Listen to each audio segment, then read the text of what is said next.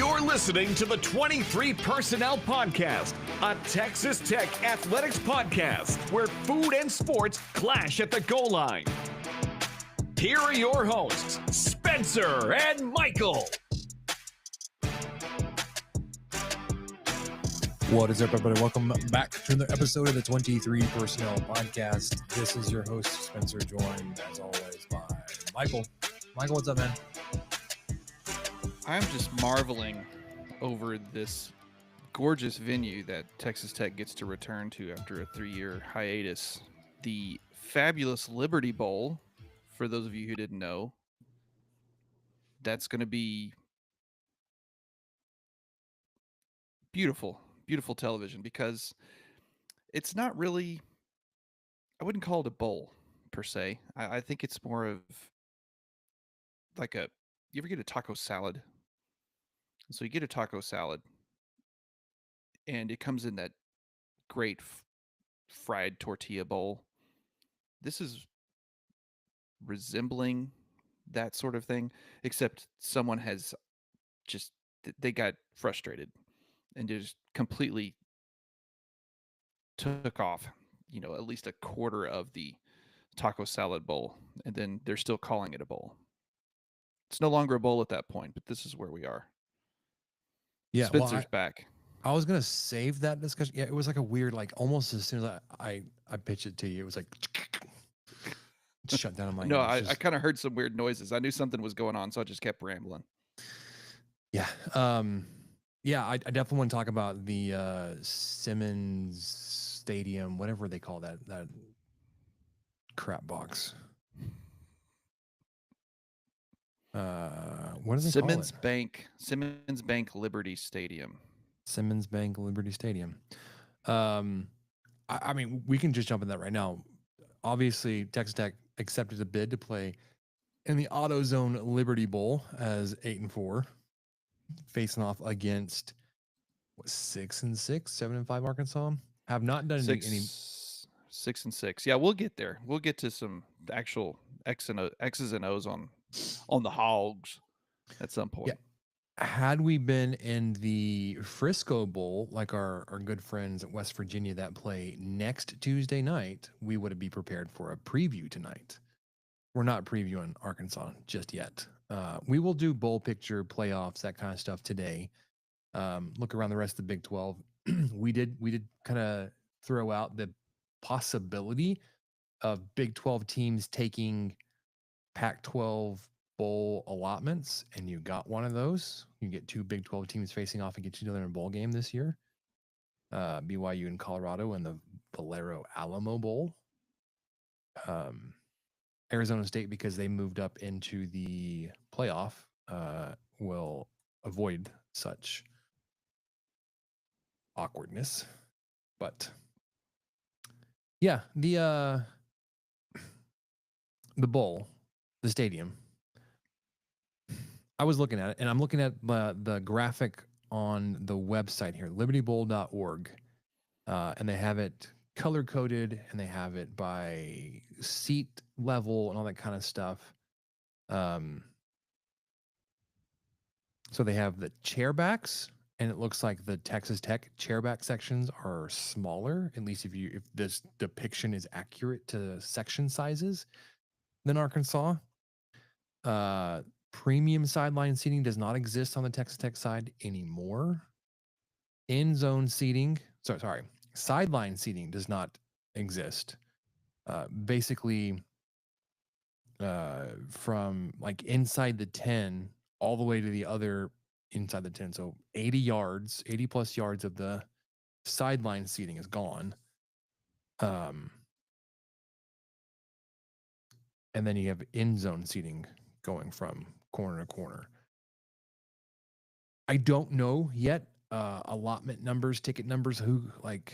I would assume Texas Tech's allotment will just get pushed around, so you'll get, in terms of area of the stadium, like you won't get like half and half the stadium, but like you'll get half seats, but because of where the seats are located, like you'll get like 2/3 of the ring of the stadium. Kind of, I mean, unless they divide it like diagonally. So like each team does have an end zone. I don't know how it's going to work out. I think it's stupid that they're having a game at this stadium in this state. Not the state of Tennessee, but the state of just disassembly. I don't know. It's dumb. And logistically, like you can't make anybody happy here. Like if you take up more of the stadium, you're cramming in Arkansas into a smaller section. So they don't get half the stadium. They don't get the same, we get an end zone, they get an end zone, or whatever. Texas Tech has, like, they just get end zones, which is ridiculous. Yeah, it's all bad. It's all bad. No matter what you do here, it's all bad. Yeah, I think we're on the same page here, though, that we're not above Texas Tech playing in this bowl. I mean, I think we're celebrating all bowl berths pretty much, especially when you're 8-4. I don't, I do wish Tech would have made the Texas Bowl, but hey, don't let Baylor beat the absolute crap out of you at home, and maybe you make the Texas Bowl. So there's some reasoning there, but I just don't. I don't want that narrative to carry over. Oh well, Texas Tech doesn't want to be there because of the renovations or anything. But this is crap, man. I mean, there's it's a bowl game. It's not like, oh, okay, it's one of 6 games we're hosting this year. Hey, we're just doing what we can. Texas Tech went through a similar thing with the South End Zone just the last full season. So I mean, it's, hey, stuff happens. You got to get some renovations done. But then we didn't try to host a bowl game on top of it. Yeah, like you couldn't. That blows my mind that there's not some other venue in December that's open within the Tennessee area, maybe a bordering state, maybe, I think there's just too much money at stake for these sponsors and whoever's the committee is on, and it's just so bizarre to me. Oh no, it's fine. We'll still host it. We'll still host it here. We'll do some weird chairback thing, kind of on the sideline, encroaching the sideline, but Hogs fans won't get that, and Tech fans will, but they'll have to pay $120 per ticket versus 80 or whatever, it was. Let's see, what was sidelines 85. So yeah, you can buy chairback seats for 120. Anyway, it's just bizarre. It's what that's the hand they've been dealt. I mean, the coach from Hoosiers can get out there and he'll measure off the field, and it's the same size as the one in Lubbock, so it really doesn't matter. The team will get out there, they'll play. I love the matchup. I think playing Arkansas is great. I think that's a well, I'm not saying I haven't looked at the X's and O's of if I love that matchup, but I just do like playing Arkansas. That's about as regional of a game we get these days in this landscape of college football. And yeah, Fayetteville is a long ass way from Lubbock, but I'll still take it. It at least borders the state. What do you think about the last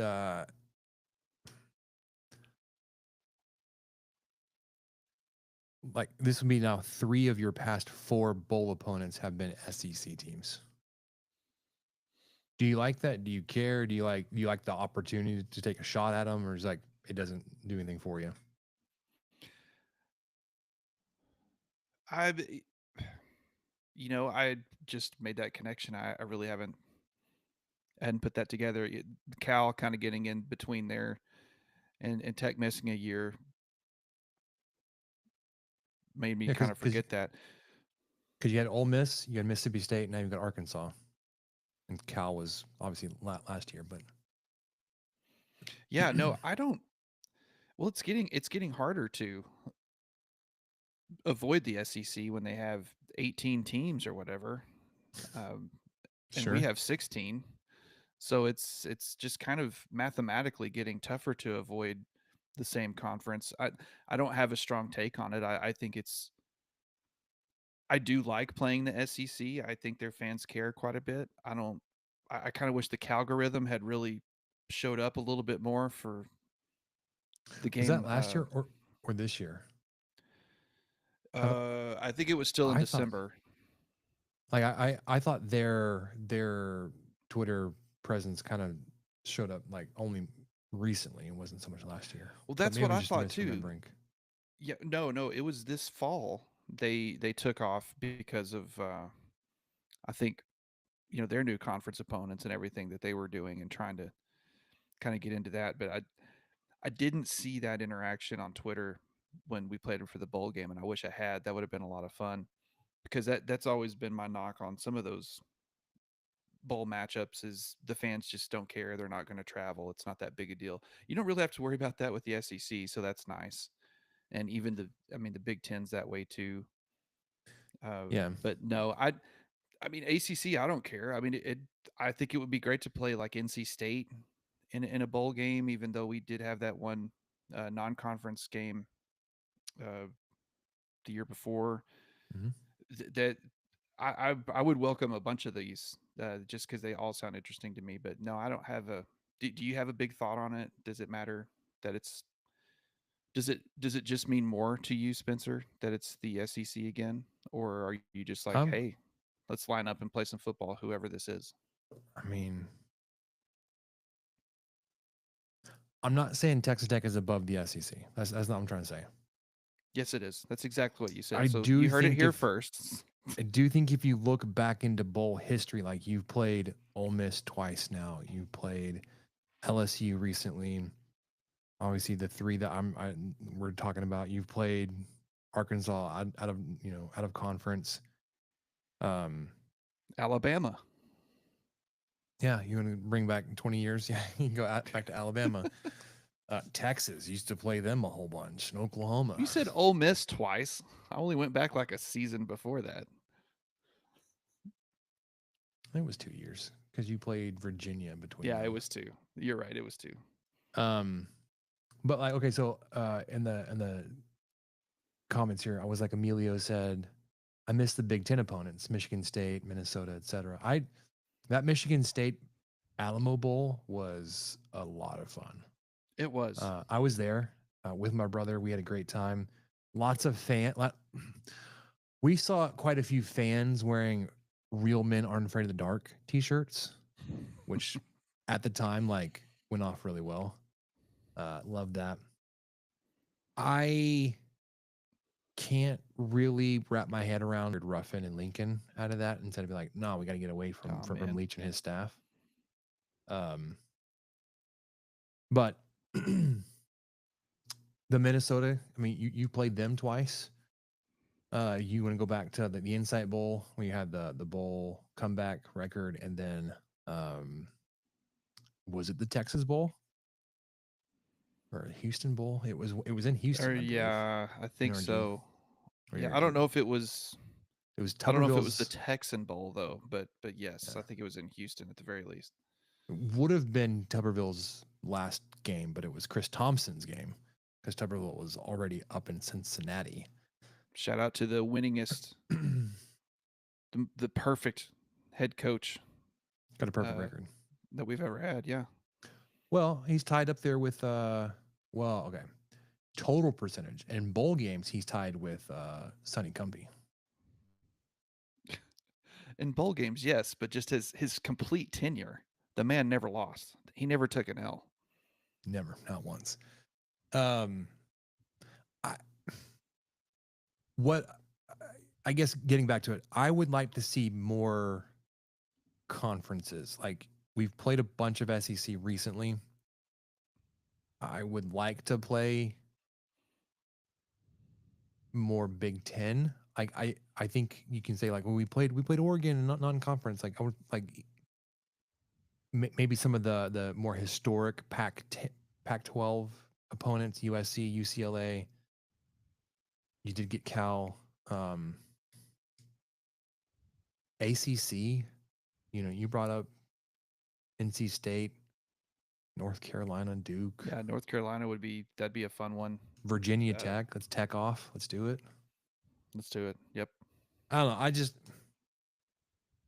It our bowl alignment doesn't really lend itself to really anything else. Like you get the one off like invitationals, like the Frisco Bowl or um, New Mexico Bowl or something like that, where there's not really a conference tie-in, or you get SEC and the occasional Big Ten.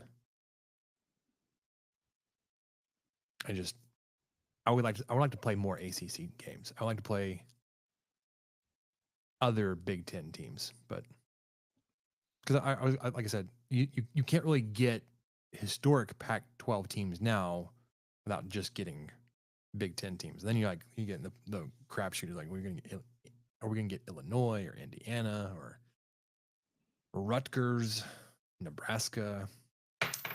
I would not have liked that matchup. I Which think it would one? have been Nebraska? with Nebraska. Yeah, Oh no, me neither. and not Too many storylines. not like it would have been weird, and Yes. we've seen just weirdness happen on the field with like McGuire and former teams / friends and opponents, and I don't know. I just wanted to throw that there. Get your thoughts on playing the SEC a bunch, especially in bowl games lately.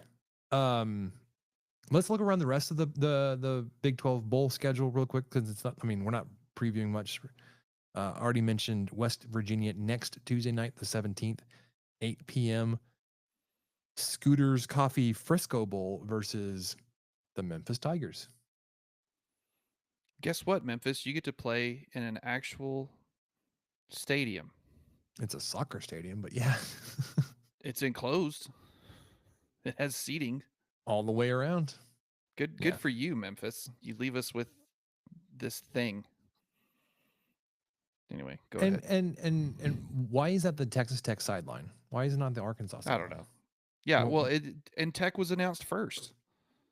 Like, Didn't the SEC drag their feet to announce who was going to go to that bowl game, and then they get all the seats?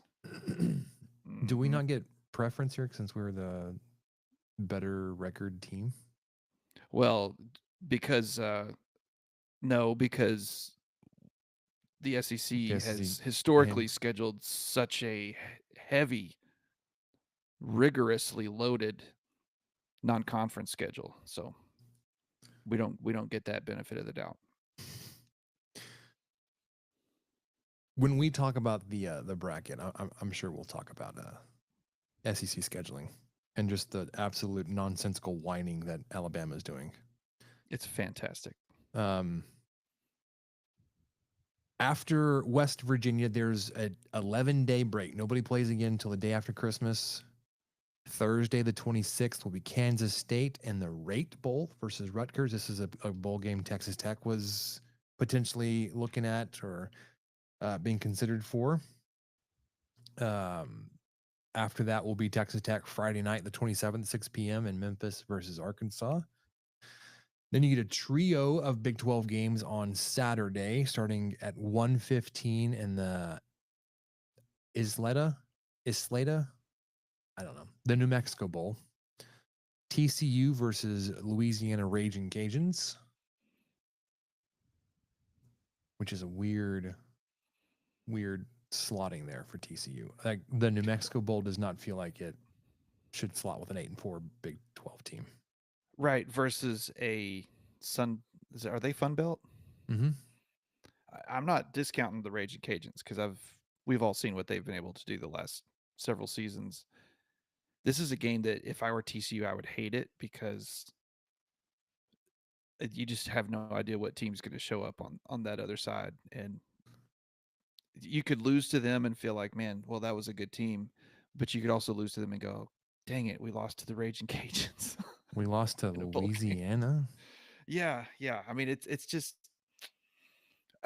no disrespect to Louisiana. They got hammered in the Sun Belt Conference Championship game, 31-3 by the Fighting Seth Dagies. 31-3. Let's see. Sports football schedule. Let's see what they did. Trying to get their menu. 10-3 Wow. are the Okay. Raging Cajuns. Well, they may be like, man, we're stuck with an 8-4 Big 12 team. This is lame. Yeah. We made it to probably. our conference championship. They got hammered, but yeah. Following that, Iowa State 2:30 on Saturday the 28th, Pop-Tarts Bowl versus Miami. See, that's an ACC matchup I think would be really, really great. Not this year against Miami, because I think Miami is, because of how they felt like they're a better team than where they ended up. But that also may lend itself to like you're going to get a unmotivated Miami squad. Like, I don't want to be here. We deserve a much better game, better appearance. And Well, the only maybe thing I kind of feel the opposite of that because they weren't slighted by the committee. They just No. lost. Mhm. If they hadn't lost to Syracuse, they would be there. So I think the opposite. I don't think they're going to do like Georgia a few years ago where they were sad that they didn't get into the top 4. I think they're going to be mad at themselves for losing a game that cost them a chance to go to the ACC championship and guarantee that that will not just guarantee a spot in the playoff, but probably get a bye.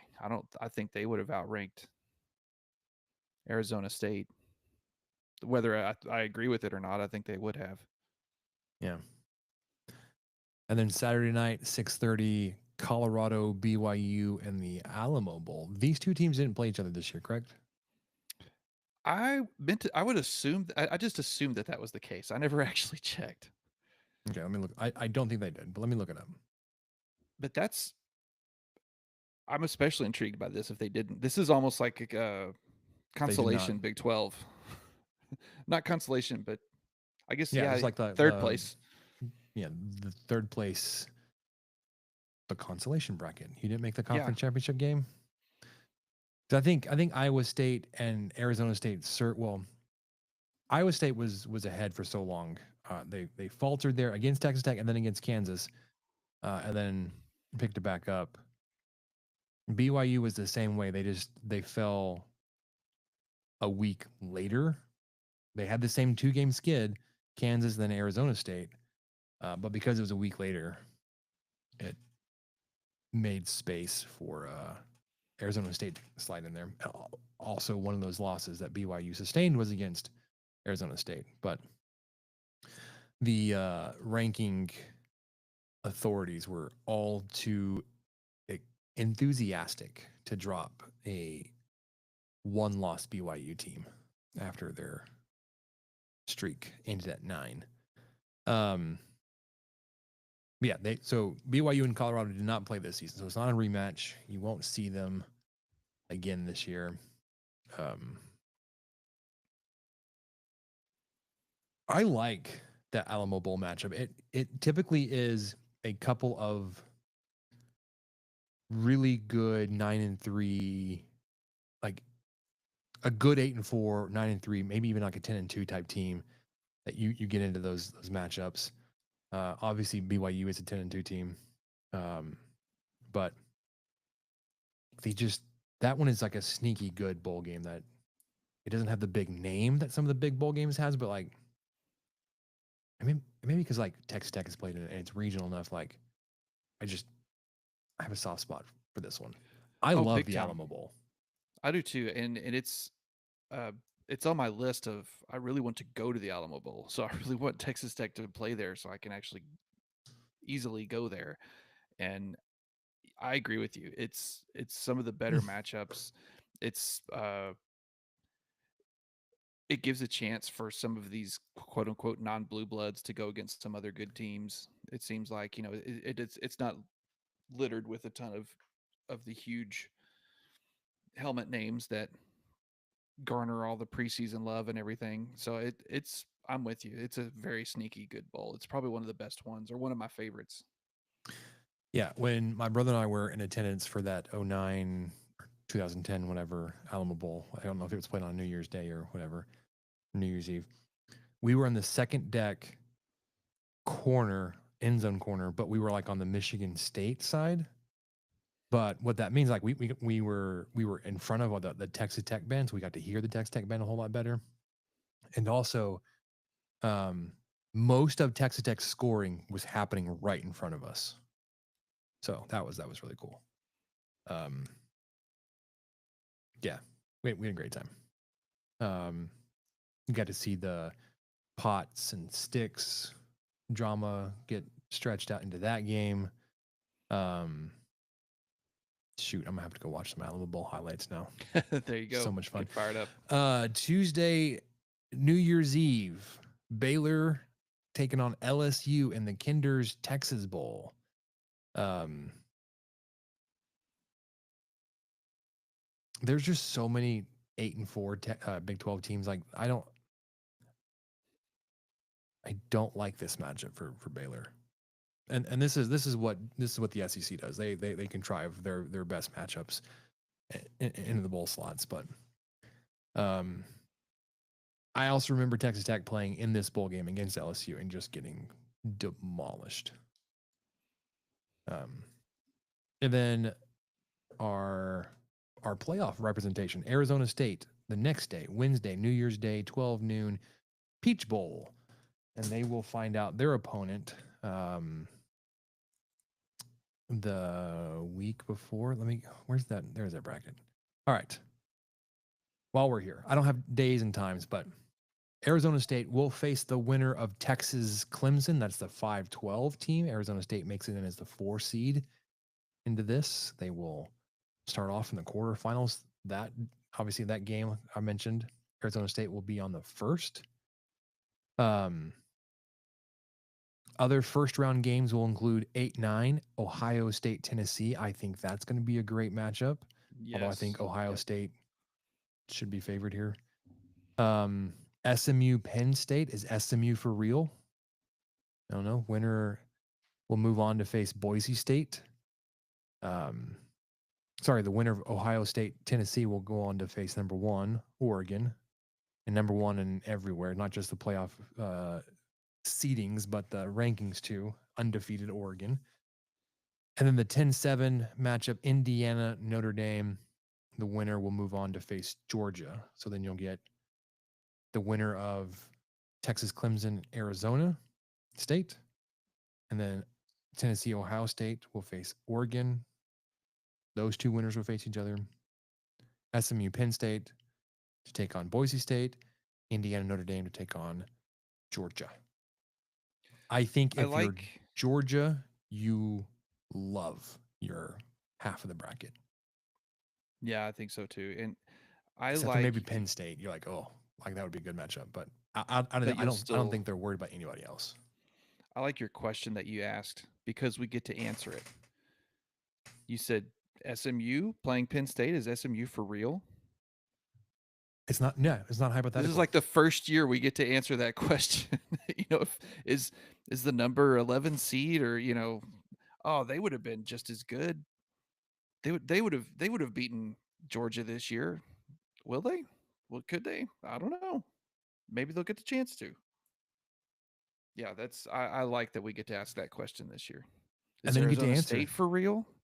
Yeah, and then like Boise State, like are they just a product of their schedule, or are they actually good? I mean, they'll get SMU, Penn same for State. Texas. Their schedule is ridiculous. And same for Alabama. Like I just want to segue into that. I think both teams finished with a record against teams ranked in the top 25 over. I think their combined schedule, most teams are under 500, or the opponent records are under 500. I don't remember exactly how that works out, but sure, Texas is good, but yes, they haven't been tested except when they played Georgia twice and lost twice. We assume that Georgia's good. But they've played a harder SEC schedule. The fact that Alabama is trying to use them not making it into the playoff to justify scheduling a weaker non-conference schedules? Like, hold on. Y'all already play an FCS team in November when everybody else is fighting for conference standings. You typically don't schedule a Power 4 opponent. And you only play 8 conference games. So if you were to schedule a Power 4 opponent, then you would be on par with other teams that play, other conferences that play 9 conference games.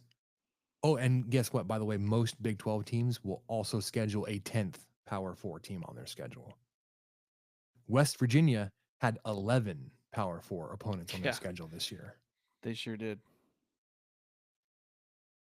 Yeah, because they played Pitt and Penn State. Else? Penn State. Mm-hmm. Well, and to Alabama's credit, no, they did. Well, not this season. They played Wisconsin this season. I think Wisconsin ended up either at 500 or 5-7. I don't remember. So luck of the draw, they didn't get a super quality Power 4 opponent. But that's football, man. That's how this happens. They did play Texas a home and home. Those final 2 years before Texas went to the SEC. So kudos to both of them for scheduling that. I mean, and that was a big game for both teams and fans, and it was good TV. It was good football. So I mean that's great. Good job on that. That worked out for y'all that year. That was a good quality win or loss, depending on who's looking at what. But you can't you can't point at that and say, well, we scheduled Wisconsin this year. What more do you want us to do? I don't know. Don't lose to your SEC opponents, I guess. I mean, you won all your non-cons. Don't lose 3 games to your SEC opponents and then think that you're still going to just get the benefit of the doubt and that conference champions shouldn't rightfully jump you, because that's what everybody agreed upon. You just never thought you would be in that position. Sucks to be you. You should have thought of that. That's going to happen to you. It's going to happen to everybody. There's more parity now. 9-3 Alabama. Sorry. You don't get to go to the playoff. Yeah, so you lost 3 win more games. And then the same ones over here, like 11-2. Arizona State didn't win enough games for these people. Okay, but 9-3. It just get out of here with that. Yeah. Okay. Any other thoughts on the bracket? Like, are there matchups that you're like, you want both teams to lose? You're really interested in, like, you'll watch that game. You would love to see somebody make it through, just hoping for good, entertaining football, or I don't know. Do you care? I absolutely do care. I think this is a lot of fun. The one matchup that's guaranteed right now, Clemson, Texas, I wish they would both lose. That's the one that I don't really care about. But I may be drawn into it because I think that's broadcast on one of the Turner networks. So if Kevin Harlan's calling that game, I think I'm going to tune in just for that. Let's see. But yeah, all of these are intriguing. Tennessee at Ohio State. The fact that all of these are going to be hosted at a school is great. So yeah, Tennessee at Ohio State, SMU at Penn State, Indiana at Notre Dame probably intrigues me the most.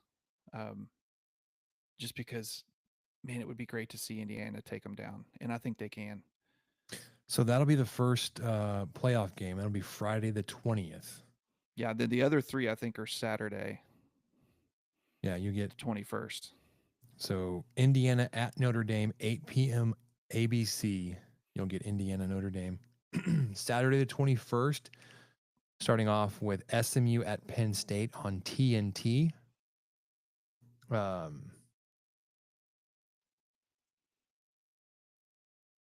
Sorry, lost my spot. Clemson at Texas, 4 p.m. on TNT. So you get back-to-back TNT games. Then Saturday night, 8 p.m. Tennessee at Ohio State back on ABC. You have to think that if they're going to put Harlan on one of these, they'll put him on Clemson, Texas, based off of time slot, and that it's Texas, as much as we don't like to admit it. Yeah. Well, and so yeah, Clemson very interested in all four, really, but yeah, for different reasons. With recent history, that Texas Clemson one, I think you like. That's a good matchup. It's going to be a lot of orange. All right. Following that, scroll down. Let's find the follow-up games to that. Why did my camera just shut off? Oh my gosh. 2 seconds. Okay. I was going to see if I could find the... All right. We're back. Oh my gosh. Of course, it reset everything. All right. Sorry. No idea why it just shut off. Okay. Scrolling.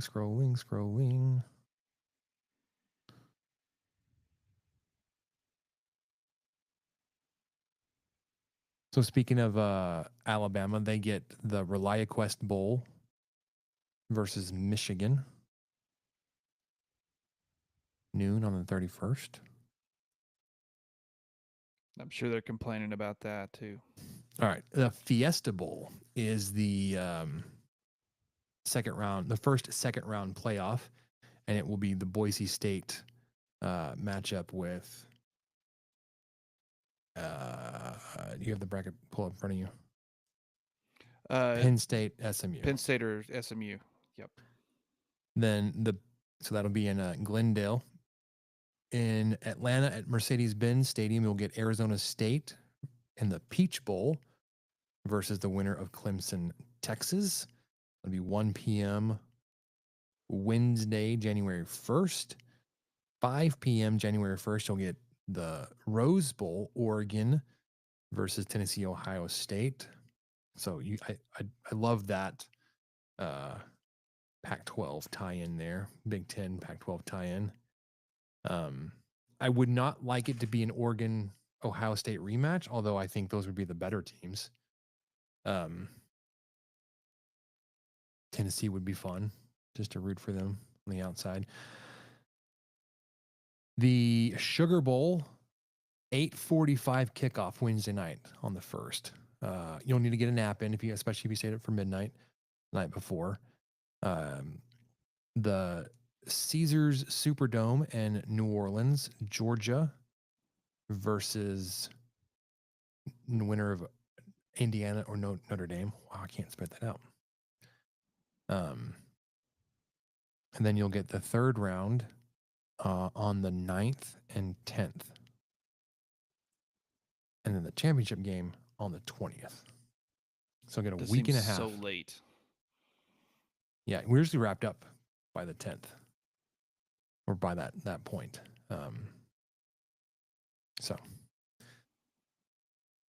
Checking the comments. Nathan says, I'm late, but still here, ready to go 3-0 against the SEC in bowl games in the last 4 years. Yeah, man, we're with you. We own Mississippi. Time to own Arkansas. I'd be okay with that. I'd also be okay with owning Louisiana, but that one's a tall ask. All right, we've gone this long, Mike. We haven't touched on coordinators or portal. Oh, yeah, we should back up and go up there. I mean, I think the main thing I wanted to point out was last week, all of this was still kind of hitting. We record on Tuesday nights. Last week, that day, Kitley was announced. Oh, no, I think it was Monday. He was announced that he was interested in the FAU, or he was a finalist or whatever FAU job for head coach, and he accepted it that day. And so then Tuesday, Spencer put a lot of work together and some possible candidates, and it seemed like everyone had kind of settled on either Leftwich or Spavital, and it seemed at that point when we recorded, I think Spav was kind of the favorite. I think Mhm. he I don't know, he just had more momentum. It seemed like more more people and quote unquote sources were kind of pointing that direction, and it made sense too, just based off of McGuire and his tenure at Baylor and everything. But just listening to you talk about Leftwich the whole time, I was like, I think I would rather have Leftwich based off of what you said, and you brought up some good points, and lo and behold,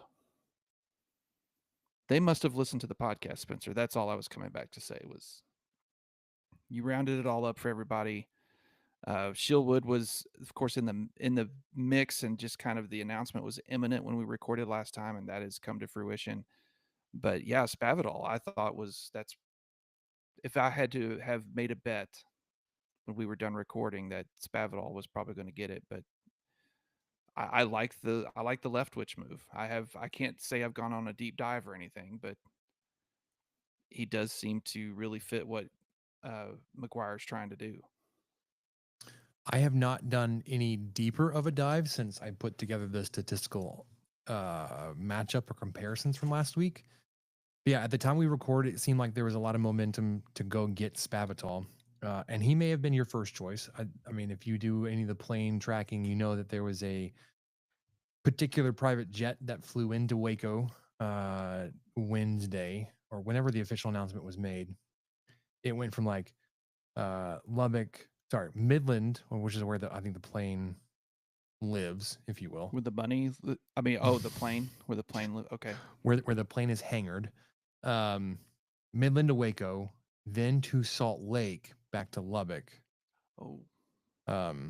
Well, if we were going after Leftwich, why did we go to Salt Lake? It's because he was in Salt Lake interviewing for the Utah OC position.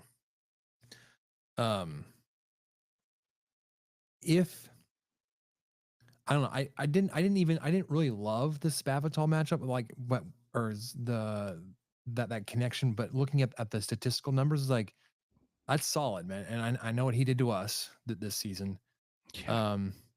Like he, if you want to compare it to Zach Kitley, Spavital and that offense put up more total yards, a few fewer yards per game than Texas Tech, 435 to 450, but more yards per play, 6.4 to 5.7. Texas Tech had more rushing yards than Baylor did, but that I think because more passing yards than Baylor by 250. It's not that big of a deal, but they had a significant yards per attempt advantage over Texas Tech. Did Baylor? They rushed for more yards in Texas Tech by about 300. More yards per carry, 4.9 to 4.3. They didn't score as many points. Baylor scored 34 and 2/3, 34.67. Texas Tech scored 37.36. But points per play, Spavital's offense was 0.507. Kitley's was 476. Kitley converted more third downs and more red zone opportunities into points. But you want to compare those numbers to Leftwich, which I think we were like, man, he was like if it's not Spavital, like Leftwich would be my wish here. He had the second highest total offense on this board. Eric Morris was only put up more than he did. More yards per game, more yards per play. And this is over Spavital and Kitley. He was 30 passing yards behind Texas Tech, but at a full yard more per attempt than Texas Tech. Put up nearly 700 more rushing yards than Texas Tech did at a yard more per carry. Scored essentially the same number of points per game as Texas Tech, 37.08 to 37.36.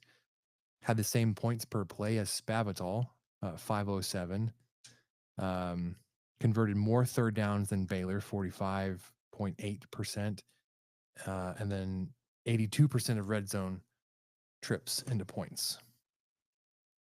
The thing with Spavital is like he came highly recommended apparently from Eric Morris. He's a young up and comer that has been doing fantastic work at Texas State.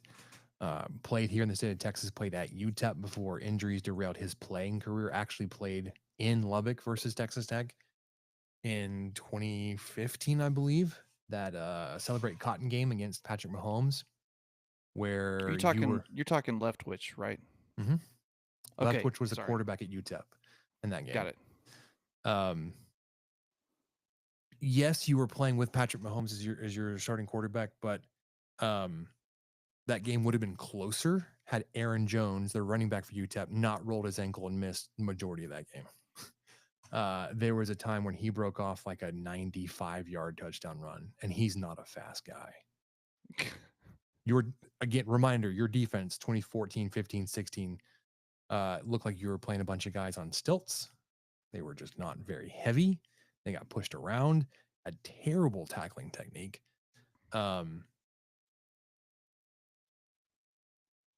Teams like UTEP were able to push you around. Anyways, Leftwich, offensive coordinator. I think it's gonna be great. Shieldwood, you can't just look at total defense numbers, which are impressive for him, but his per play and points per play, all that kind of stuff, also really good. But the other thing that I think we really like about what Shieldwood has done is everywhere he's been, he's taken a mediocre to bad defense and made them really good, really respectable, like that. Because he went from Army to Troy to Tulane to Houston, and it's done the exact same thing basically everywhere he's been. Almost like 100-point or spot bump in total defense, EPA points allowed, all that kind of stuff. It made significant improvements from the worst of the worst in FBS or wherever they were at to top 30 in his first year. I don't know if that trend continues every year, because like if it does, like if he does that here at Texas Tech, he will not be here the following season. Unfortunately, somebody else will hire him and pay him a lot of money to go do that for them somewhere else. So I would love to have a defense in the top 30. If you can pair a top 30 defense with a top 30 offense, you're competing for a conference title. And if you're competing for a conference title, you're competing for a spot in the playoff. So I like Shieldwood. There was a short video clip released of him. Essentially, the Dana Holgerson, you want to win some games, let's go win some games type thing. Listening to him talk, like he sounds like he's from deep West Texas. Like he just rolled in off a tractor from Littlefield or something. Hell yeah, he did. Love it. So excited about that. They new coordinators, Shieldwood, Mac Leftwich, will not be coaching in the bowl game.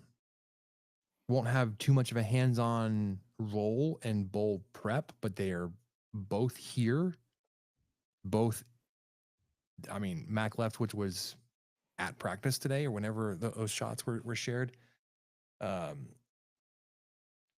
So they've said their primary function will be to work on recruiting right now to get the next set of Red Raiders here on campus to maintain, retain the roster that they want, to re-recruit your roster, which is an annual thing, especially when you have some turnover. Not so much X's and O's game prep stuff, but evaluating roster. And then the other coaches, which of their assistants are they going to mesh with? Are they going to want to retain? or how well they work together. I don't know how much say either one of them has in assistants, but obviously if the assistant elects to move on to another opportunity, that's something. And I'm sure the coordinator will have a say in their replacement, but I don't think they have a say in. Oh, I don't like Juice Johnson. I think he should be fired. So evaluation is more a player side, and then how they mesh with the assistant coaches, and then the assistant coaches saying, "Yeah, I want to sign up for this," or "I want to take an opportunity somewhere else to grow my skill set." So, speaking of players and re-recruiting your roster, Michael, portal opened yesterday. Officially opened yesterday, the 9th, Monday. Whether or not somebody is officially in the portal, I couldn't tell you because I don't know. Like what I see is a recruiting service updating a list of who may or may not be in the portal, but that list doesn't reflect the announcements we've seen from players yet. So I'm going to go off of announcements we've seen from players that said, I intend to enter the portal. We knew about Micah Hudson. We knew about cornerback Jalen Peoples. We knew about Jake Strong. We knew about Brady Boyd. Since then, since last week when last we spoke, Michael, you've had 3 offensive linemen announce their intentions, including tackle who had some starts this year, Ty Buchanan, Garrett Morphus, who I've never heard of him, and then Caden Carr, who I think was thought to be a rotational depth piece and somebody you're looking forward to taking that next step into being a more regular contributor to your offensive line. So Buchanan and Carr sting of that group. You had Cam Brown also announce his intent to in the portal, which alongside Jake Strong leaves you with 2 scholarship quarterbacks on campus. One of your walk-on scout team backups also supposedly is entering the portal, but that's not expected if you want to move on and find a different school or find a different playing opportunity or move down a division. Lubbock Cooper kid, Cooper LeFabre, I saw was supposed to be hitting the portal. I work with his mom, so I can go ask her, like, hey, what's going on with old Coop? I've never called him that. Yeah. Especially with that accent. Not once. So numbers in the quarterback room make it interesting. I don't know Cam Brown, Jake Strong, if they're sticking around for the bowl game. I'm sure the coaching staff is like, if at all possible, please do. Like, we need bodies. We need guys to run through drills, practice. We can help bulk up your transfer tape with practice stuff. If I don't know what they do. But if you lose them, your quarterback room is Baron Morton, who has questionable health on his shoulder, and Will Hammond, true freshman. Well, he's not going to be a true freshman next year. Well, yeah, sure, not next year, but yeah, this would be game 4 for him if he plays in the bowl game. True. That obviously would influence and not dictate, but inform some portal suspicions about what positions you're going to go after. I think now you definitely need to go after at least a transfer quarterback. Your incoming freshman quarterback is injured and will not be available till summer, maybe. Lloyd Jones. It did sound like Jalen Conyers is going to play in the bowl game, so heaven forbid you get down to third quarterback. It may be a lot of Conyers Wildcat. We're just going to run this thing every play.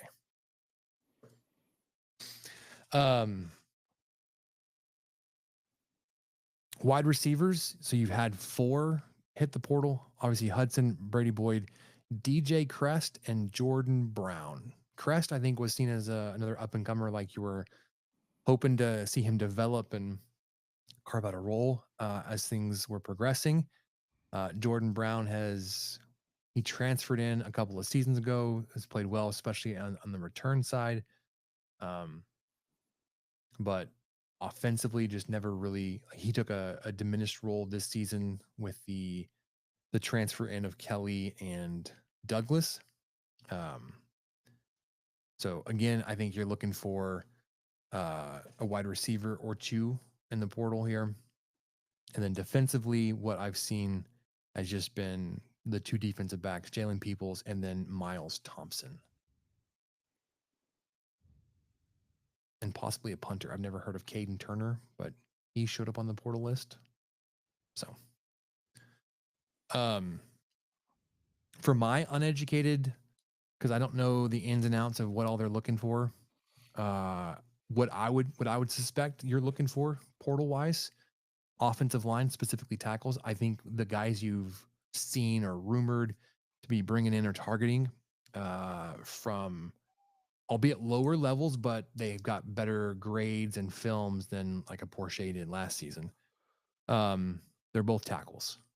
So you've got Scurry coming back for sure. You've got Wilson on the inside. I believe Carter still has eligibility on the other guard spot. If you have Scurry, Wilson, and Carter, then you need two tackles to shore up your offensive line. Running back, I think we've seen rumors that you would want a sizable back, but also an older guy to lead the trio of young guys you've got that have been playing and have shown promise, but have not taken on a large role because Taj Brooks has been featured so heavily. I mean, I like Cameron Valdez. I like Cameron Dickey. I like Jacoby Williams. It gives me pause to say they're going to be your number one guy because you just haven't seen enough of them. What gets me excited and fired up, Michael, I don't know if you saw this yet, but that star running back from Texas State hit the portal. Mm-hmm. I did not see that, but yes, I mean, obviously Josh Kelly was a huge get in the portal last year, so there's opportunity there, and there's hope there, but yeah, he's gone. Possible, Hudson is probably gone. It's that's a position that really needs some, a lot of attention. Yeah, Ismail Mahdi is the running back's name, and he, in fact, no longer is showing up on the Texas State roster. They've already removed him.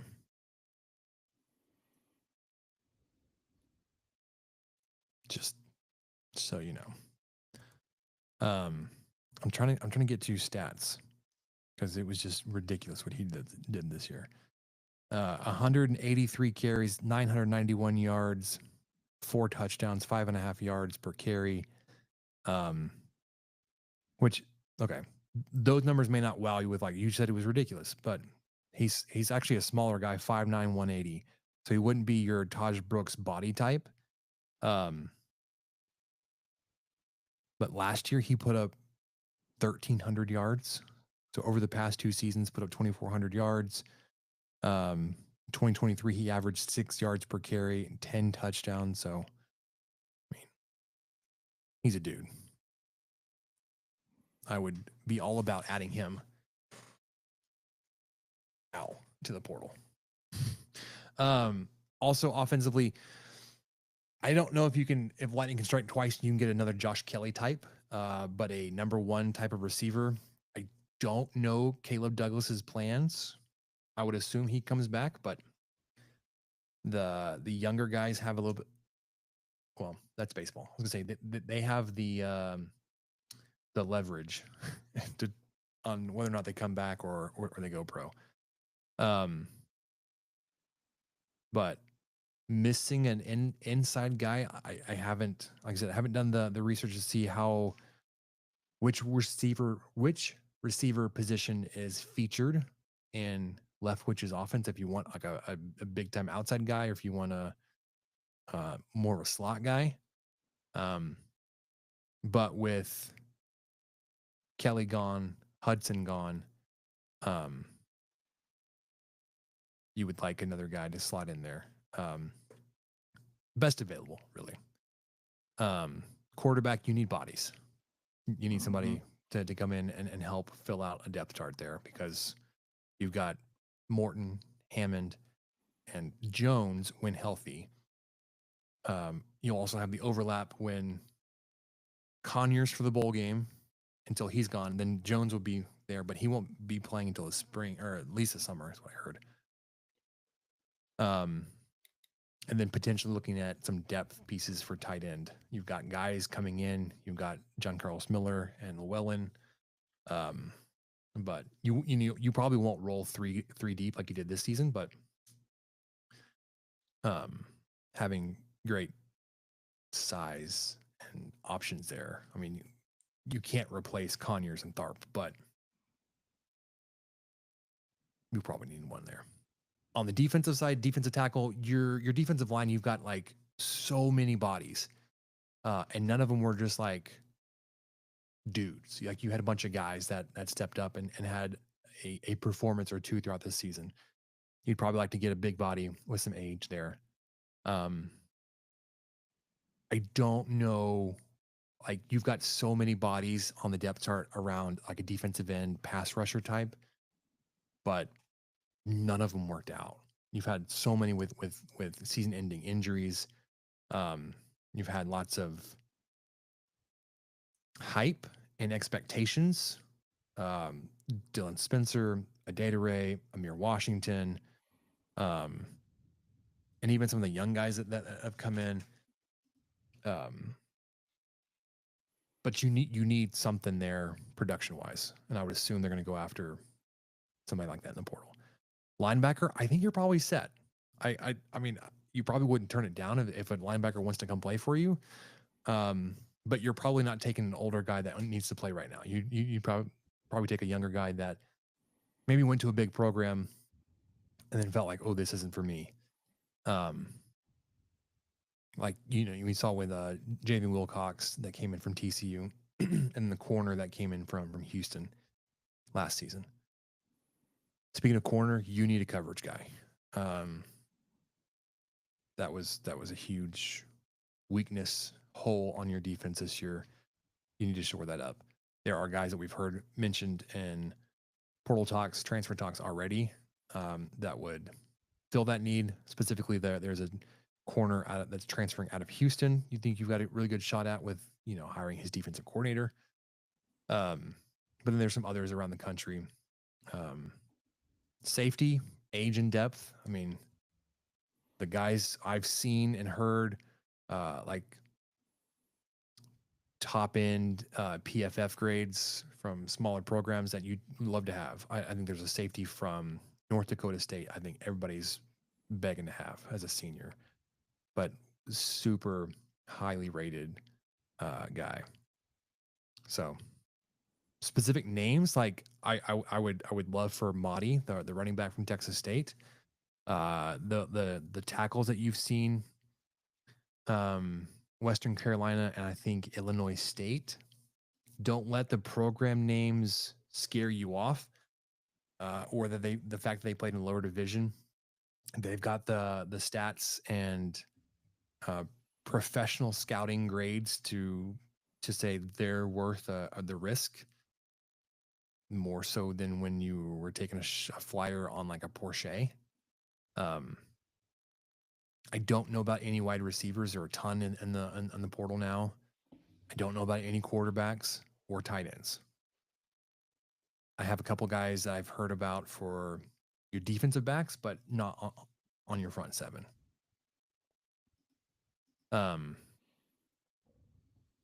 Any thoughts? I feel like I've been going for like 20 minutes on the portal, and I could just keep going because like recruiting is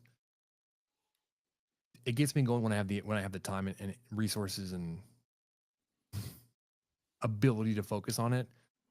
but it's also like it can consume you, and you'll be like, oh, that's such a waste of time because I spent all this time looking up this guy and looking what he did and his grades and how he compared, and he commits to Missouri. You're like, well, okay, who's next?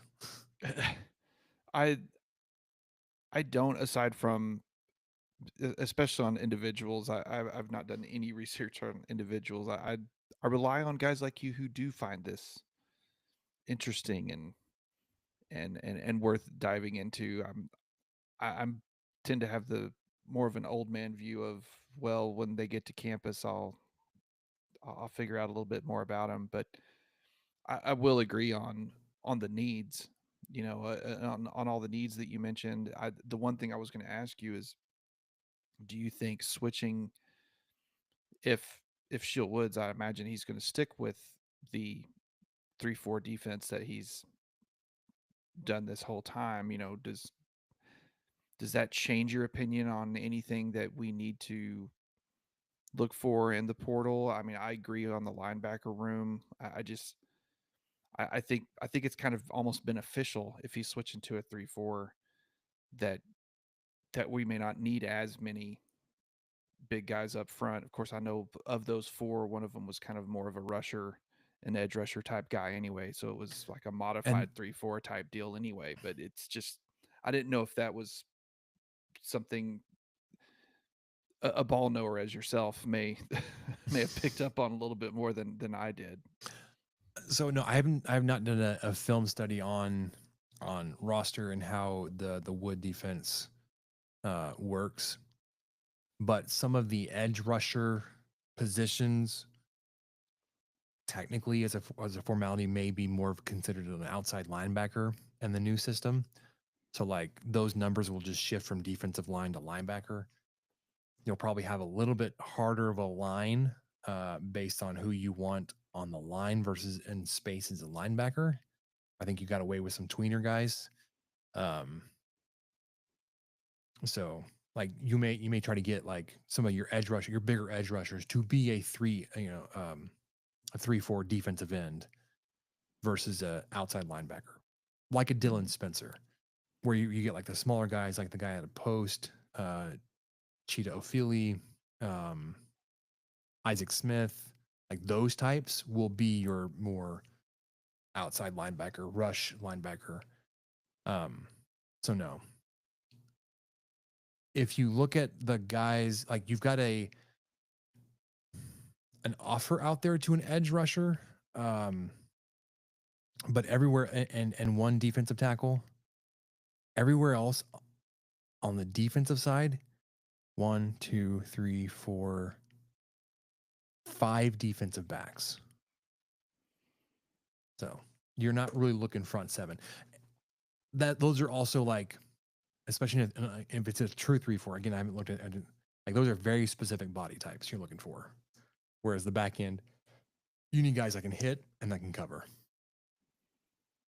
which you were missing half that skill set this year. So yes, unfortunately, yes. And then offensively, 1, 2, you got 2 tackles, 2 offensive linemen, a bigger wide receiver, a tight end is on this list. And then 2 wide receivers, 2 other wide receivers. But you've got a full group of guys on campus right now on official visits. So, and if you're into paying recruiting services on that kind of stuff, then you can find the information. I figured out I'm actually still paying for one, or I had been for this year. It's like I don't know how long I've been. So I'm back on the board as a lurker. I don't take the information and run to other places. There are so many picadors that I recognize in these threads that are in the Discord. It's not like I've got nowhere to take it. Sure. To be like that guy with a scoop. That's not my point of pride anymore. It used to be. I would try to sneak it out, not like sneak it, but like go share it. It's like there's so many people on this board. Like I'm so far behind. Way before I would. So we talked about the stadium, um, the coaching update aspect of the bowl game. We talked about Juice Johnson, or I don't know if we talked about it. We've known Juice Johnson will call the offense. CJ Ayu will call the defense. And then Darcel McBath is kind of elevated, at least interim, to a defensive backs coach since Marcel Yates was doing that. So those three guys are in adjusted roles for the bowl game.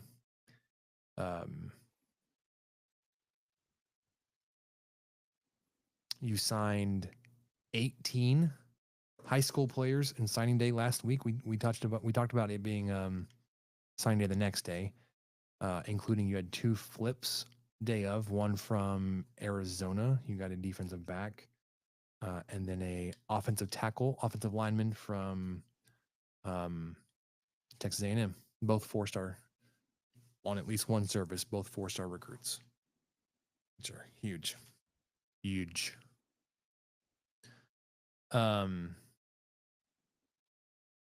And then the matchup with Arkansas at this point seemed to be a very thin margin favoring Texas Tech, 29.79 to 29.53 in projected points. Win probability 50.79 to 49.21 for the Razorbacks. Yikes! Could be a close one, folks. We'll see. We'll dive into that more as we get closer to the bowl game. Let's do the round ball, Michael. Let's do basketball. Okay. We could start with the Lady Raiders if you want, because that is a really easy update. They have not played a game since we last recorded, where they defeated Stephen F. Austin 78-68. They've had a nice off week, taking care of finals. They are 9-1 after that win, which is great. I really should have looked this up beforehand, but it's got to be one of the best Lady Raider starts in maybe 10 years. I'm not sure. But they are scheduled to play at SMU, their first true road game, this Wednesday, December 11th, 7 p.m. And that's on a network called ACCNX. So I'm not really sure. It's an ACC network product, obviously. I don't know if that's one of those that there's the ACC network, which I believe is on Hulu and probably on some of your other ESPN family packages. ACCNX may be one of those kind of weird ones that's on Roku or streaming on the free services like your Freevies and stuff like that. I'm not really sure, but anyway, 7 p.m. We'll see if we can find that info for you. SMU's only 5-5 right now, but still, a road test is a road test, and we'll see how the Lady Raiders do in Dallas. Sunday, they will play at Arkansas, so back-to-back road tests. Arkansas is 6-5. They'll play that game at 2 p.m. I did not see a TV time on that yet, but I'm sure one will be assigned. Not TV time, TV station. And then they return to Lubbock December 17th. That's a Tuesday versus Lamar. Lamar is only 4-3 on the season. That's the 11:30 a.m. Education Day game on ESPN Plus. So 3 opponents coming up, 2 road games, only 1 winning record. Well, 2 of them have winning records, but just barely. So we'll see. I mean, hopefully, I look at this 9-1 record. I feel like this team has beaten some really good teams, and I'm trying not to get my hopes up too much, but I want to see a couple of road games before I try to get a little bit more hype going here. But it's a solid team with some players that can really come alive, and they just seem so much taller and athletic than they have been in the last few years. So yeah, it's been a kind of weird not having any Tech sports the last week, aside from a couple of men's games. We got kind of spoiled the last month, but we'll kind of just roll right into that, really, if you're ready. I mean, Red Raiders 7-2 on the season now after beating DePaul last week. They played them Wednesday after our Tuesday recording in the Big 12 Big East battle. Uh, won 76-62, but then dropped a win versus A&M in Dickies Arena on Sunday. That was a 67-72 win or loss, I'm sorry, with, I believe, now, I mean, I'm going to reveal to you guys what Spencer already knows. I was traveling back from Dallas during that game. So I knew Toppin was out, but that's about all I knew. I knew that Tech they kind of bounced back towards the end, but it just wasn't enough. What else do I need to know about that A&M game, Spencer? There were stretches there where you were, because of your limitations on the roster in this game, you were just unsettled and you were forcing it. You were uncomfortable. Kerwin Walton did not play a good game. If you look at his stats, he played 17 minutes, attempted one shot, had one rebound. That was it. Man. Chance McMillan went off. 23 points in 31 minutes. He was 50% from the field, including 50% from three. Had four free throws. You only finished with 12 free throw attempts on the game. Your front court aggression was just non-existent, and that may be because you were without Toppin. You got in the paint, and their size, they just bullied you. They out rebounded you like crazy. You had 35 total rebounds on the game to their 37, but you were only able to pull down 9 offensive rebounds to their 19. They out rebounded you by 10 when it was your shot. So you, without Toppin, you started and played a lot of Federico. He attempted 3 shots, made all 3 of them, which you like to see. 1 of 2 from the line, only had 6 rebounds, but ended up with 4 fouls. So he was committing silly fouls down low, and some of them I felt like were iffy, but also like when he got whistled for it, it's like, what are you doing, man? Like that's of course they're going to call that. They're going to call that every time. Yeah, Elijah Hawkins, not a good game. 29 minutes, 7 points. 6 turnovers. Yeah. We had a lot of freaking turnovers. 18 on the game. They only committed 9 turnovers to the Aggies. You shot decently. You 45% from the field for the game. Almost 40% from 3. Like I said, only attempted 12 free throws, committed 18 turnovers. Darian Williams had a little bit of a down game, but like he was playing without Toppin, and he's had a couple of big games for you recently. So it's like may have been fatigue issue. I don't know. 31 minutes, 11 points, 3 of 8 from the field, 2 of 4 from 3, only 4 rebounds.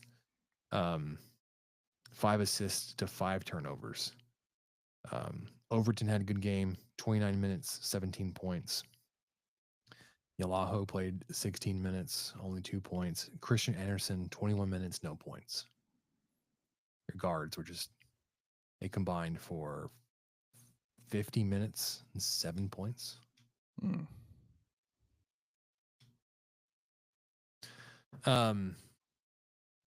Yeah, Hawkins looked just out of sorts, especially offensively. You got it close there, but then you had this like weird string of I think you got it back to within 2 or 3 points. A&M hits a 3 away from the shooter. You get called for a flagrant. So they get 2 free throws and they maintain possession of the ball. I think they only hit 1 of the free throws, but they got the ball back and then made another 3. So like it snowballed on you like real quick in that one little possession, but like you'd fought back, you were showing some life there. You had hit a couple threes for your, on your side, showing some life. And then it's either McMillan or Overton. I can't remember. He's like trying to close out and box out on that three, and unfortunately just clocks the the offensive guy with it. Like he just comes across the like just elbows him right in the chin. I was like, oh, yeah, that's a foul. It was just like, I hope it's not a flagrant. Oh, it's a flagrant. They get free throws and they get to maintain possession of the ball. It's just like, this sucks. So you had opportunities there. I mean, you end up losing by 5 without Toppin. You couldn't figure out their zone defense. They played a 3-2 zone, and you couldn't shoot yourself out of it. You couldn't find open guys. You couldn't create the space. You couldn't drive into it. Like, offensively against that defense, you look lost, and just you couldn't do anything about it. Wednesday against DePaul, like it was really strange. Like you started off 14-0 run. You're like, oh my gosh, we're just gonna we're gonna blow them out and run them out of the gym. Well, that's that. And a couple minutes later, you're like, it's tied. Yeah. Oh no! And then at one point, they DePaul takes I think 1 or 2 point lead. You end up winning by, what is that, 6, 14, whatever it was. But like it was close for a minute. Hopefully, I mean, for your resume's sake, like they bounce back and continue to figure things out, because they only won 3 games last season. That was something I didn't even realize when I was doing like a game prep. Like, I know we talked about DePaul not being a great draw, but like they're undefeated. Like what's the problem here? Well, I think you mentioned too they were picked really low in the Big East. They're picked last. That's, we've seen how much, ask Arizona State how much they think about that as far as football. But yeah, I mean but you're right. I mean this team, and the announcers went into it quite a bit. They rely heavily on the 3. That 3 got them back into the game. It kind of got them out of the game in the second half. They were 9 of 21. They shot 21 threes in the first half, so right at 43%. But then the second half, to put it lightly, they cooled off a little and shot a paltry 14%, 2 of 14. They had a 35 3-point attempts for the night. Finished 11 of 35 for 31%, which is really not great. I mean, if you're shooting that many, I guess that those nights are going to happen. But yeah, that was what got them back in the game, and that recipe was just not going to work in the second half. Yeah, so they've now lost 2 in a row. They lost tonight to Providence by 7, but it went into overtime. 70-63. But yeah, their 3-point shooting is what turned it around very quickly in their favor in the first half, and then basically shot themselves out of it in the second half. Yeah, and most of it was from guys off the bench. Meyer and Trainer came in. They had 25 points and combined for a 5 of 7 from 3. So it was just a really kind of a concentrated effort on who was really draining them or who was effective. But you've got you look through this roster, 1-4, 1-6, 1-4, 1-5. I mean, just some guys were just painting the town with bricks, but it was enough to get. I was like you, man. That starting off on that, coming out like Tech did, I thought, well, gosh, I really was kind of looking forward to sitting down and watching a competitive ball game for a while. And our Red Raiders are just too good. And DePaul shut me up pretty quick. I think it was like by 8 minutes, it was tied. Something like that, yeah. So Tech had blown a 14-point lead, and I think 8 minutes because I think it was 16, the first media timeout or something. The game had been going for 4 minutes. It was 14-0, and then I think the game had been going 12 minutes when it got tied. So you just were like, oh, okay. Yeah. It's going to be that kind of night then. I wasn't really wanting that either, but just Yeah. here we are. Ranking updates after this week, you went from 27 to 25 on Haslametrics, so you actually moved up 2 spots based on your schedule once you did. You fell 5 spots, 20 to 25 in KenPom, so they both have you at 25. The 19th adjusted offense and the 37th adjusted defense. Biggest mover there is your strength of schedule moved up from 326 to 282. You moved up 44 spots, facing the number 69, Nice DePaul, and 24 A&M. BPI dropped you 1 spot, 21 to 22. T rank is at 19. Net ranking actually moved you up 35 to now 31. Those numbers may slide when you get back on the court Monday night versus Oral Bob. They are, according to Haslametrics, the 319th best basketball team out of 364. So it is a 28-point margin projected here by Haslametrics.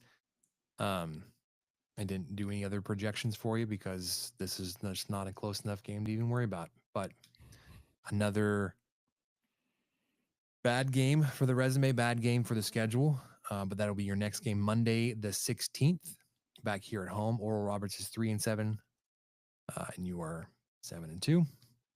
But ESPN Plus 7 p.m. Monday night, and then you play again Saturday versus Lamar, the 21st. Lamar's 237, according to Haslametrics, and that is a 22-point margin projected for the Texas Tech Red Raiders. And then, Michael, it's off to the races, man. Big 12 plays your next game. You have 2 more non-conference games, Oral Roberts and then Lamar, and then you get 10 days off. And then on New Year's Eve, Tuesday, December 31st, 1 p.m. versus UCF. You're going 10 straight weeks, 2 games for 10 weeks. 2 games a week for 10 weeks. I'm ready. Let's do this. Let's play some Big 12 basketball. Buckle up. And if you're going to be competitive in this league, you're going to have to figure out, yes, Toppin's going to have to be there, but you're going to have to figure other guys if Toppin's unavailable or if Toppin has an off night, what you're going to do. So, all right. Let's wrap this up with what do we learn, Michael? What do you say? Let's do it. All right. I will go first, and I will bring us back to our roots of food. I saw on TikTok a chef, a professional chef, talking like, I've seen people air frying steaks from frozen. She's like, there's no way this works. And so she did it. She pulled out it looked like a strip. So not even like a great cut of steak here.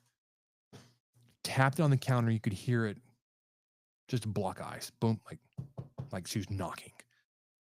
Puts a little bit of olive oil on it, seasons it up in the air fryer, 400, 8 minutes, flips it, 8 more minutes, pulls it out. It's on the more medium side.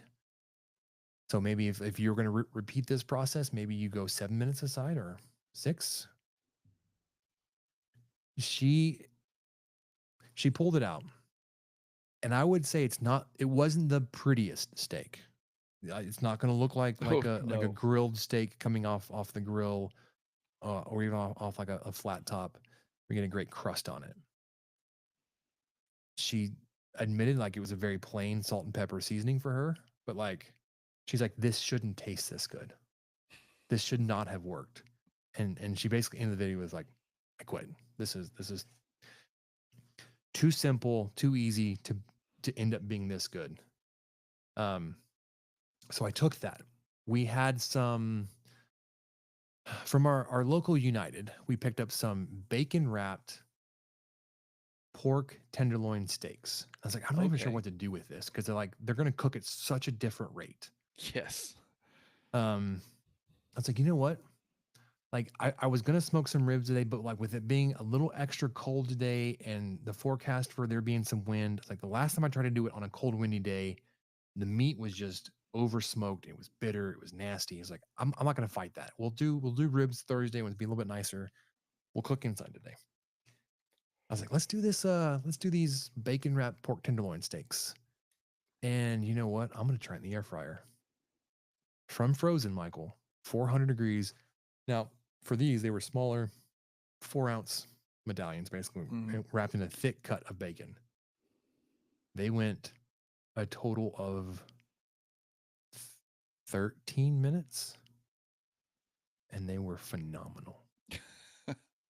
Again, should not have worked. How did the bacon crisp up? Was it? I also because I was prepared for it not to be, and for it to come out non-seared. I had my little butane torch, and it came out, and I was like, "Well, I'm gonna do it because I already have it out." But like, this really doesn't need it. But like, I made the bacon a little extra crispy. Again, it didn't have the hard sear I would want, and I got a little bit of that with the torch afterwards, but like, ended up like after 13 minutes, whatever it was, 13, 14 minutes, I pulled it off. I tempted, it was at 145. I was like, well, it's going to continue to cook a little bit. So like, we're already in the medium rare to medium side, which you can get away with a pork tenderloin. So it's good. It carried over a little bit higher. It's like, it was tasty, man. Should not have worked. I've also, I paired that with some, I've been eating a little bit more potatoes recently. I took a potato and I quartered it lengthwise. So you get like a pickle spear type shape. And then I sliced that up. And I probably did about 4 potatoes worth like that. A little bit of cooking spray, my all-purpose salt, pepper, garlic, and then Lowry's. Toss that. 400 degrees. That takes 18 minutes. So it took longer than the steak.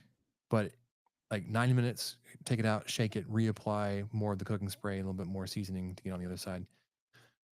Those also really good. Our youngest loves fries.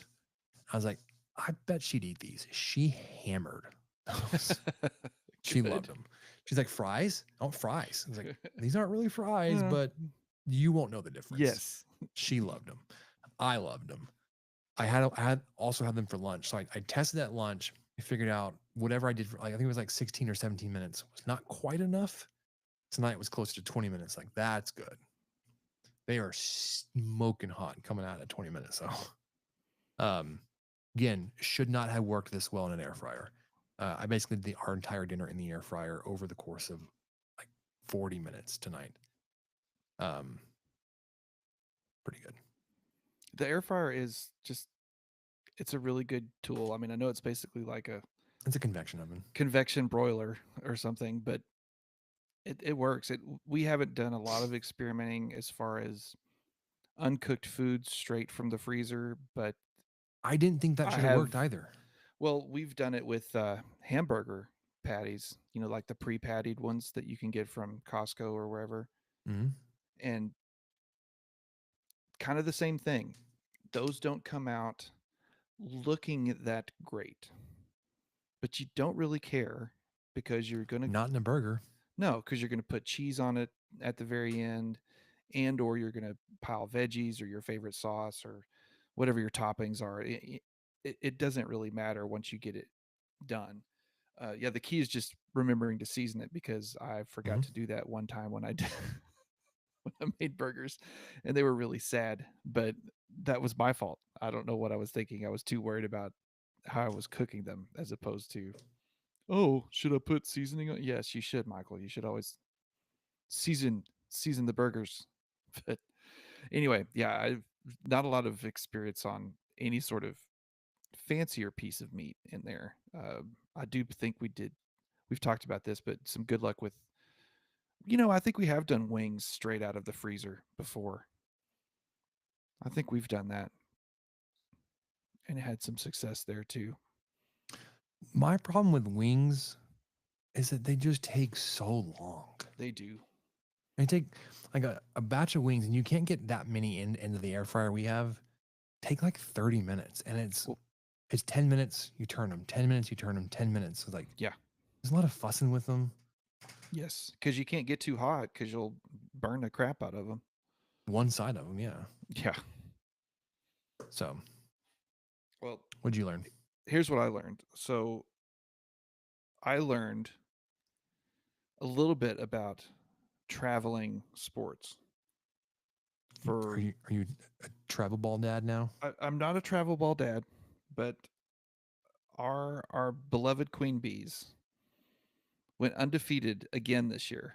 I think they've been Yeah, they did. undefeated for like 3 or 4 seasons. I can't even keep up with it.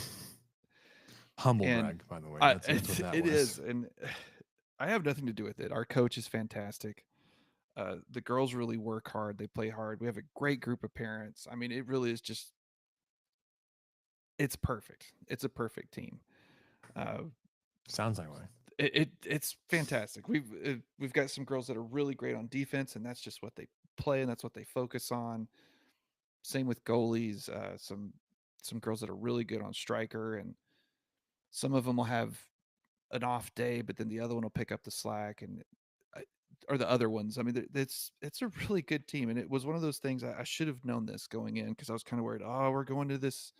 So what we did, we're part of Lubbock Soccer Association. You know, the ones out at Burl Huffman. Our girls went undefeated. They won their bracket, and then they won their entire age division here in Lubbock. So they got the chance to represent Lubbock in the Tournament of Champions in Frisco this weekend.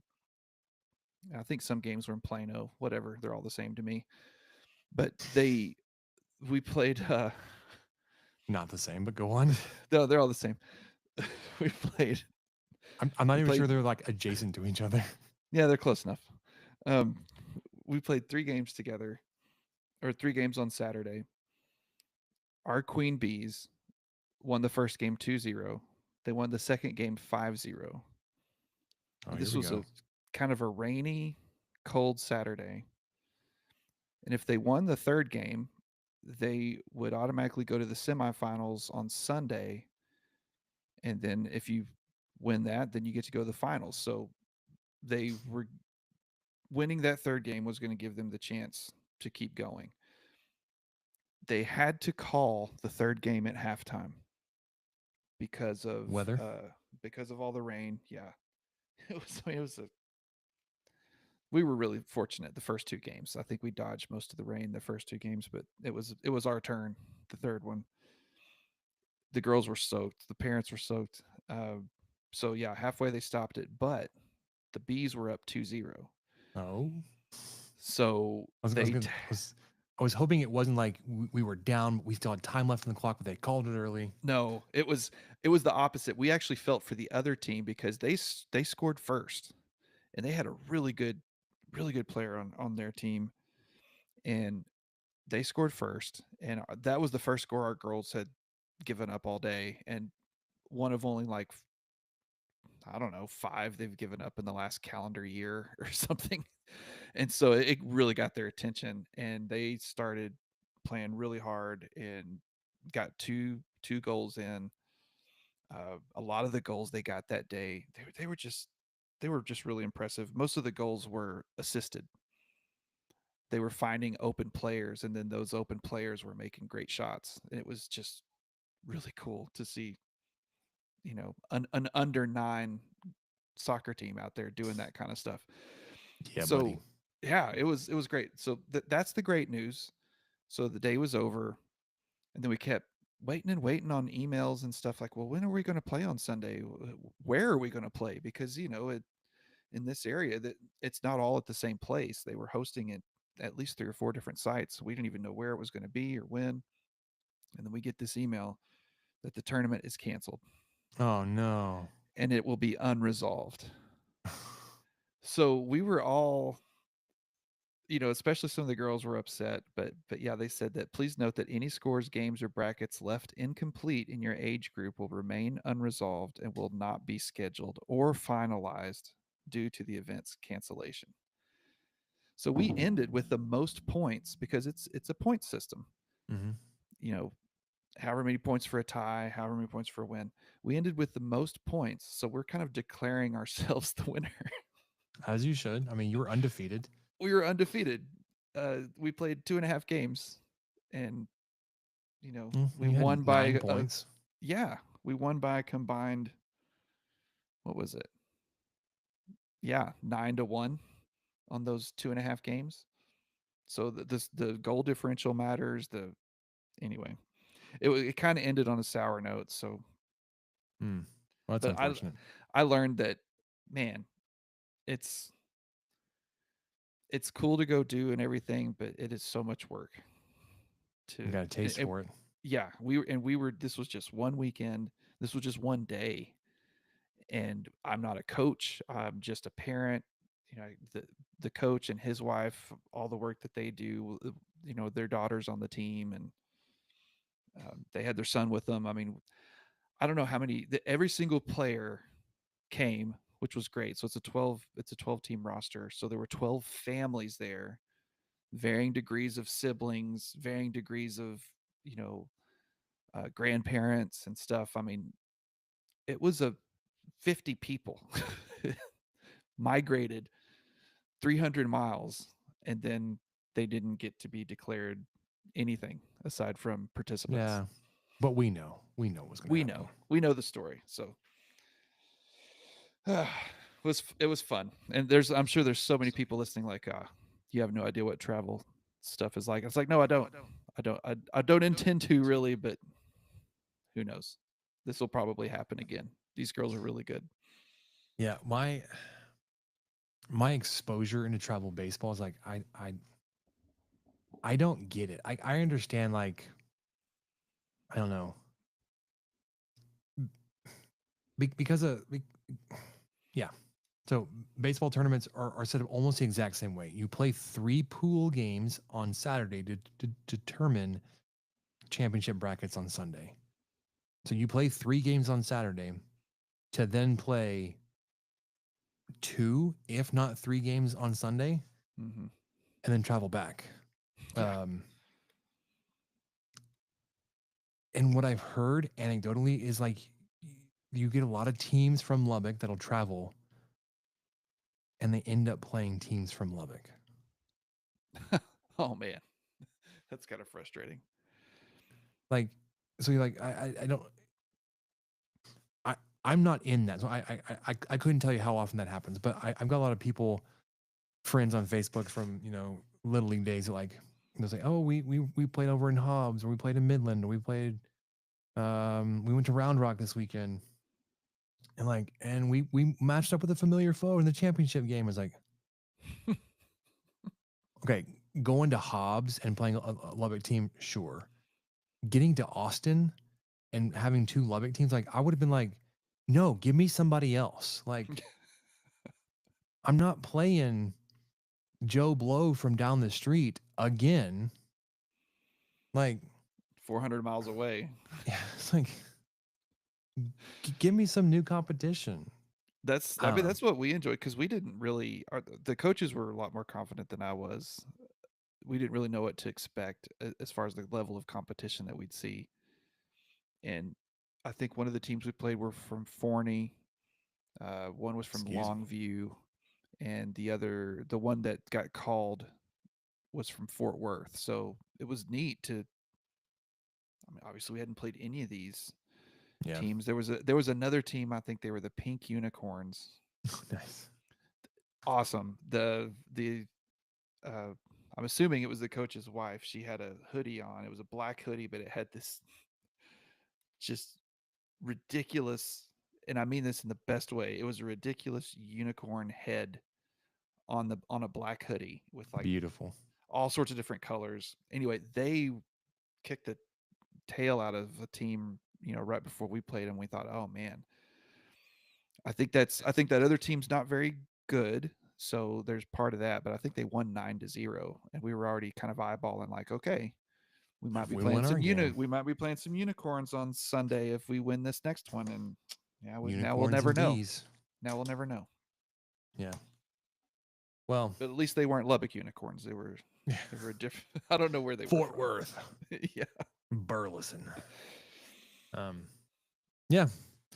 Well, that'll do it for us this week on the 23 Personnel Podcast. We will be back for more bowl game prep, coordinator, portal, all things. We'll have basketball. We'll have a game to review, recap next Tuesday after the Oral Roberts game, and then a preview for Lamar. But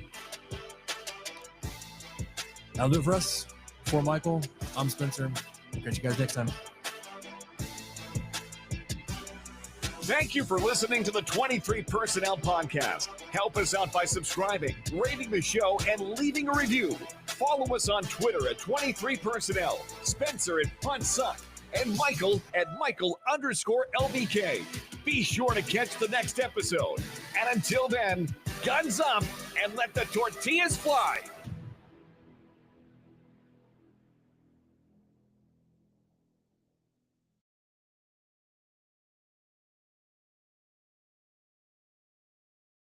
Alrighty then.